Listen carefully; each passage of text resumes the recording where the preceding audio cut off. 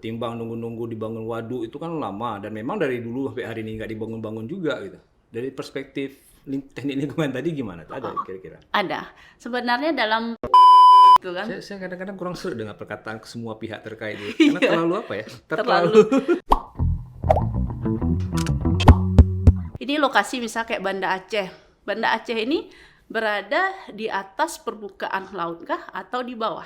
Di atas sedikit aja gitu deh. Kalau di Sekitar 1 atau 2 meter mungkin nggak Nah, salah jadi saya. kan hal itu kita harus tahu. Kalau saat terjadi curah hujan banyak, otomatis air laut tinggi. Kemudian kayak sungai dan lain juga banyak kan. Jadi kalau dia pergi ke Banda, kita harapkan air hujan mengalir secepat mungkin ke laut kan nggak mungkin. Kan pastinya akan ada. Ada jarak, ada waktu ya. Iya, jadi harusnya mungkin solusinya sih kalau menurut saya ya adanya apakah waduk atau pond atau tempat water pond air hujan Kayak kolam kita- retensi iya, kayak gitu. kita sebutlah reservoir gitu ya, Ya, untuk penampung atau air ya. Tapi kan begini nih, saya nggak yakin tuh kalau di Aceh dibuat danau karena biayanya besar ya. Iya. Biayanya sangat besar sementara kita di Aceh ini banyak kebutuhan-kebutuhan lain yang belum dipenuhi, kebutuhan pendidikan, sekolah dan sebagainya ya. Adakah solusi yang sederhana gitu ya yang bisa dilaksanakan oleh pemerintah setempat kayak entah kecamatan atau desa? Ya mudah lah, ketimbang nunggu-nunggu dibangun waduk itu kan lama dan memang dari dulu sampai hari ini nggak dibangun-bangun juga gitu. Dari perspektif teknik lingkungan tadi gimana? Ada kira-kira? Ada. Sebenarnya dalam Permen PU itu ada 30% dari lahan yang kita miliki masing-masing orang itu sekitar 10 atau 30% adalah untuk tidak boleh dibangun atau dibiarkan tanah untuk infiltrasi. Itu sebenarnya ada, tapi kan Karena itu dibiarkan untuk infiltrasi. iya. Maksudnya. Jadi ya seandainya kalau setiap orang atau setiap kita sediain aja lahan 10% misal dari tanah Bapak 400 berarti 10%-nya adalah 40. 40. ya 10% 40 40. lah. 40 berarti sekitar berapa kali berapa deh? Kita bilang dua kali 2 5. kali 2 dong. Ya pokoknya kan sekitar itulah kan. Jadi itu bisa kan untuk taman itu kan bisa jadi infiltrasi. Dibuat semacam kolam gitu. Bukan kolam dibiarkan aja misalnya di situ Bapak bercocok tanam atau berkebun atau tanaman hias. Tapi kan gini nih ceritanya ini kan banjir yang terjadi kan di pedalaman nih. Di kayak sekarang nih yang parah itu di Teluk Sukun atau di Tamiang. Itu kan memang daerah pedalaman itu memang daerah yang maksud saya tidak ada bangunan sebenarnya tapi ada tanaman-tanaman, entah sawit, entah apa gitu. Balik lagi kan saat di suatu daerah dia alih fungsi. Kan alih fungsi dari awalnya perpohonan yang akarnya menyimpan air, kemudian dialih fungsikan menjadi sawit. Sawit kan emang tanaman yang tidak bisa membuat air tuh infiltrasi gitu. Sehingga kan Sawit ini tidak menyerap air. dia tidak menyerap, bukan Tapi maksudnya itu selama ini kan dia memerlukan air kan, tapi dia tidak membuat akhirnya saya lupa itu karena itu biologi banget jadinya Iya, kan iya. cara akhirnya karena alih fungsi tersebut akhirnya kan dari awalnya saya pernah baca itu kalau sawit itu justru airnya itu kan nggak bisa langsung lagi gitu, terserap gitu dengan tanah itu akarnya beda akar tuh. Kalau misalnya pohon yang kayak Oke. mahoni dan lain hal kan dia pegang dulu Mungkin maksudnya dia begini, kalau sawit dia tidak menahan air, ya, tapi dia menahan. menyerap gitu Iya, ya. menyerap. Air itu Pada diserap saat untuk, itu. untuk batang dia kah, untuk akar dia, untuk tumbuhannya lah kan. Tapi kalau misalnya menahan, itu memang airnya masih berada di tanah di sekitar itu dan tidak terbawa gitu ya. Iya. Mungkin seperti itu pengertiannya. Iya kayaknya. Nanti kita mungkin coba baca atau tanya lagi ya. Kan kalau sawit tuh biasanya ada juga dibikinkan drainase kan sepanjang. Ya, sawit ada drainase. Nah, saya melihat juga soal banjir ini pelik memang ya beberapa tahun belakangan ini bisa jadi ini entah pengaruh pemanasan global kan, perubahan iklim dan sebagainya. Karena di negara maju sekalipun juga terjadi banjir kan. Jadi bukan hanya di daerah yang kita bilang Aceh yang terjadi kerusakan hutan seperti itu kan. Nah, engineering-nya atau rekayasanya ini kan apa ya, harus benar-benar kita perhatikan ya. Tapi kan nanti implikasi dari engineering itu kan biaya ya. Ya, seperti itu. Ya, tergantung. Kalau saya mengatakan sesuatu dikatakan cost atau investasi. Coba Bapak Oke. perhatikan. Saat pertama misalnya kita bikin sistem drainase yang berkelanjutan, emang memperhatikan tata guna lahan kan itu kita melihat koefisien runoff-nya C kan. C ini kan kalau nggak hanya dia fungsi dari lahan Runoff tapi itu juga air yang melintas ya, di iya. atas permukaan ya. Jadi kan kita mendesain berdasarkan hal tersebut, koefisien runoff. Dari situ kan emang biaya sih. Saat kita mengatakan biaya, itu pasti akan keluar nggak ada. Nanti kalau udah biaya berarti kita mengabaikan apa manfaat dan lain hal. Tapi jika kita memandang dia investasi dengan membuat drainase yang berkelanjutan, yang bagus, sistem drainase suatu kota atau kawasan, itu kita buat aja investasi. Bayangkan jika terjadi banjir yang saat ini bukan hanya per 5 tahun atau 10 tahun atau Setiap 100 tahun. tahun, tapi 100 tahun, itu dampaknya apa? Banyak kan? Orang yang akhirnya ada sakit biaya kan? Iya. Kemudian nggak bisa kerja, produktivitas rendah, kan kurang lagi pendapatan dan lain-lain. Sebenarnya kan itu cost. Jadi saat drainase sudah bagus, kemudian itu investasi, kita pemerintah akan pastinya akan kurang biaya pada yang lain gitu. Tidak ada lagi misalnya terjadi banjir nanti pemerintah pengen ada bantuan Oke, sekian. betul. Coba bandingkan. Sebenarnya bidang rekayasa itu kan kita saat kita ada investasi, kita akan mengurangi biaya di mana gitu. Istilah terjadi trade off lah ya. Ada yang dihilangkan, ada yang dimunculkan di tempat lain ya. Cuma kan hal-hal gini kan biasanya pimpinan nggak ngerti gitu. Iya.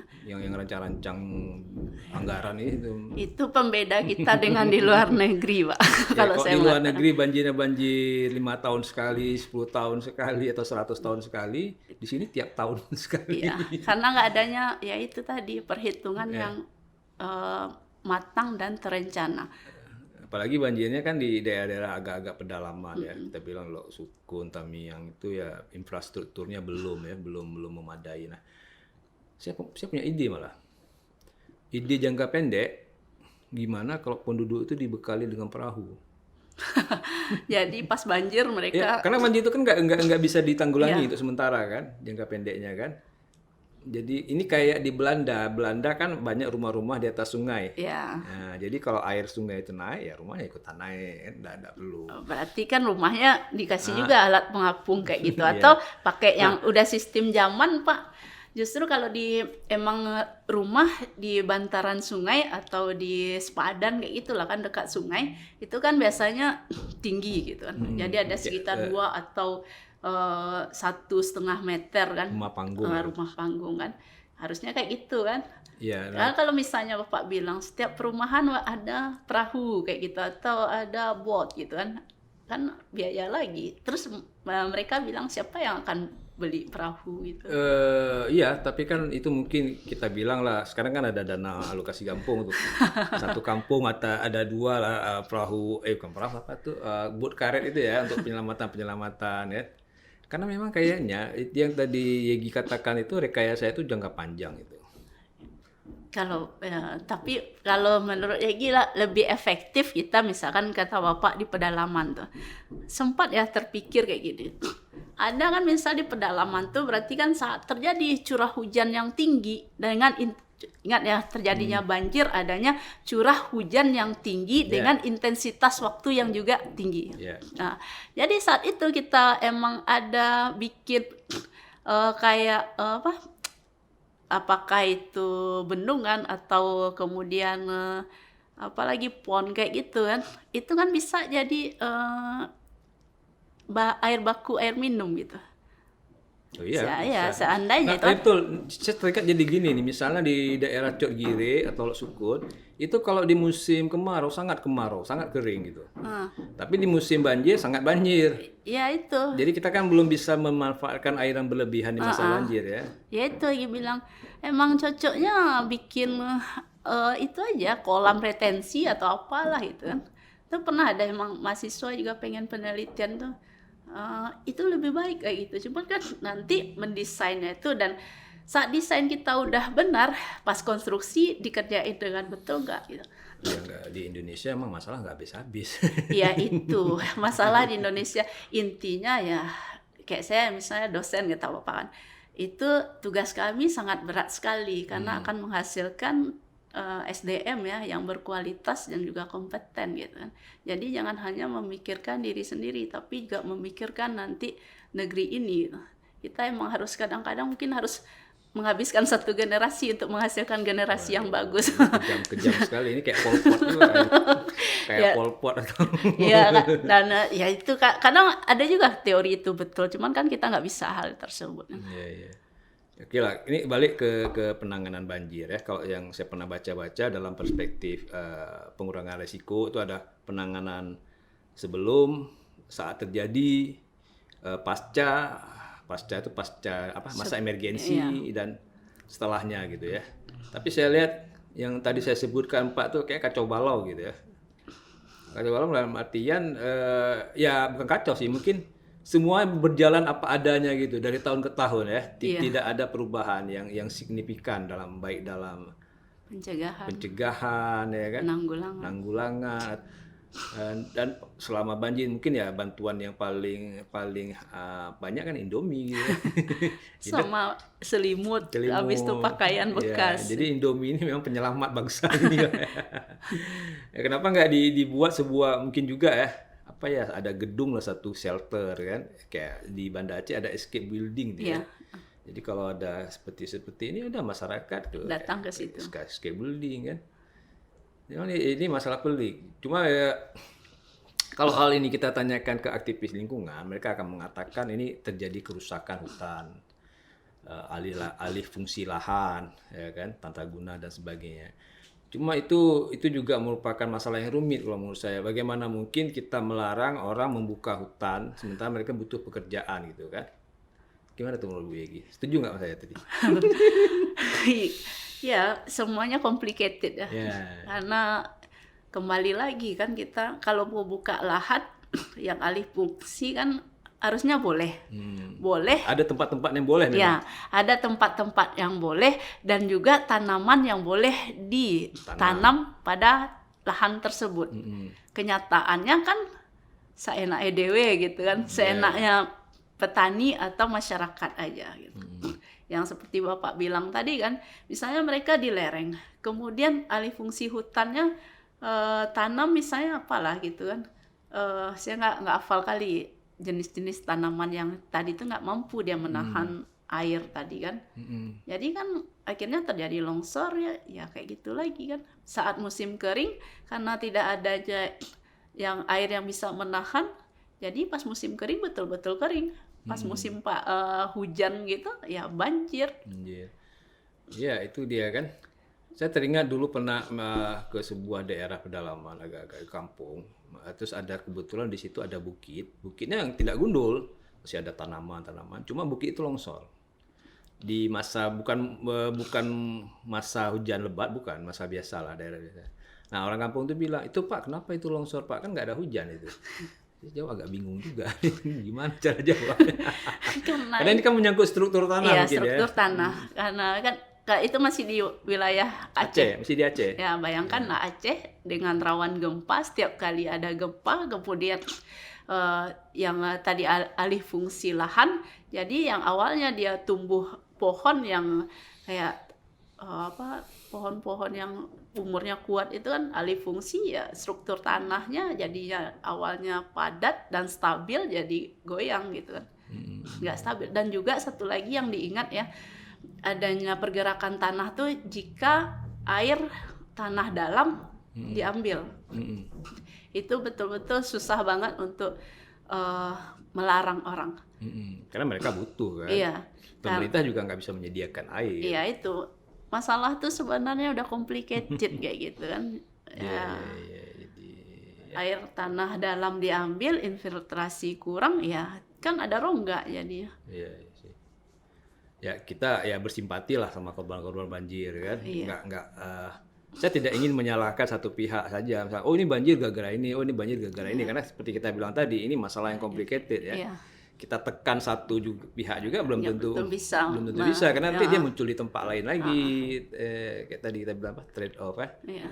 Ya kita harap ya mudah-mudahan lah persoalan banjir ini bisa kita Tanggulangi bersama. Ada dan semua pihak terkait dan mau gitu kan. Saya kadang-kadang kurang seru dengan perkataan semua pihak terkait itu. Karena terlalu apa ya? Terlalu gimana ya? Kayak buang badan gitu kan. Memang betul seluruh pihak terkait, tapi kan gini nih. Seluruh pihak terkait dengan porsinya masing-masing. Ya, itu maksudnya. Ya kan? Kurang kalimat saya, Pak. Enggak, bukan ibu aja sih, di mana-mana saya baca gitu kan. Jadi maksud saya kayak orang mau buang badan, wah ini kenapa ini gini? Kita harap semua pihak terkait itu. Semua elemen masyarakat. Padahal itu ada lembaga tertentu yang memang ditugaskan mengurus kan. Iya. Dia dikasih dana, terus dia dikasih kewenangan kan. Semua udah dikasih. Memang nggak cukup sih. Tapi ya paling tidak mereka harus berbuat lebih ya. Iya. Ada sosialisasi ke masyarakat, kemudian ada memberikan pemahaman kepada masyarakat. Kemudian juga misalnya ya itu kembali lagi kan saat masyarakat butuh lahan kan dibimbing mereka atau diberi pelatihan. Oh ini jadi kayak mana? Emang sebenarnya harus terstruktur kayak gitu. Jadi kalau seperti kata Bapak kan ya masyarakat kan butuh untuk penghasilan, jadi dia kan alih fungsi lahan kayak gitu. Kita kan nggak bisa melarang kayak gitu. Tapi kan dengan adanya sosialisasi dan pelatihan, oh di daerah ini bagusnya tanam ini loh gitu. Dan juga setelah itu hasilnya dibantu untuk pemasaran gitu. Iya, nanti ada muncul lagi masalah pemasaran. Iya, karena kalau nggak itu akan ini tertanggulangi atau teratasi, akhirnya muncul yang lain. Makanya kita tuh emang butuh pemimpin yang bisa memikirkan banyak hal dengan para jajarannya juga saling satu sama lain berkoordinasi. Ini cerita pemimpin pula. Iya, karena itu awalnya kan. Iya kan, coba lah Bapak bilang. Kalau seandainya ada pemimpin yang wawasannya luas dan juga nanti staf ahlinya betul-betul ahli di bidangnya, pasti saya yakin nggak ada masalah yang nggak teratasi, insya Allah ya. Kalau di pikiran saya. Saya kalau soal pemimpin tuh mulai agak ragu sekarang ya. Oh, iya. Tapi itu nanti di sesi lain lah kita bicarakan soal mantap. politik dan lingkungan mungkin ya. Oh, iya. Baiklah, oke untuk ngobrol-ngobrol tentang banjir, saya rasa ya belum ada sesuatu yang signifikan ya yang bisa kita lakukan sebagai rakyat jelita. Bahkan sebagai sebagai engineer pun agak susah memberikan ide yang memang bisa diterapkan. Iya. Kalau sekedar berikan ide kan bisa ya. Ibu tadi bisa bilang buat drainase, buat ini, buat bisa kita mendesain ya.